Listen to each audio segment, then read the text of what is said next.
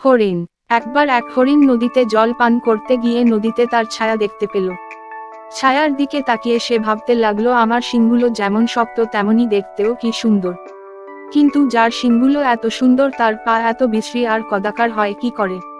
নিজের শিং সম্পর্কে সে যেমন গর্ববোধ করতে থাকলো তেমনি পায়ের দিকে তাকিয়ে রীতিমতো লজ্জা পেতে লাগলো।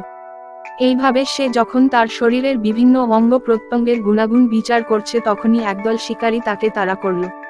প্রাণের ভয়ে ঊর্ধ্বশ্বাসে দৌড়াতে শুরু করলো হরিণ। আর তার দৌড়ের সঙ্গে পাল্লা দিতে না পেরে শিকারীরা অনেক পিছিয়ে পড়ল। এরপর জঙ্গলে প্রবেশ করা মাত্র তার অতসাদের সুন্দর শিং লতাপাতায় এমনই জড়িয়ে গেল যে বহু চেষ্টা করেও হরিণ তার শিংগুলোকে সে বাঁধন থেকে ছাড়াতে পারল না। ইতিমধ্যে শিকারীরা সেখানে এসে পড়ে হরিণকে মেরে ফেলল।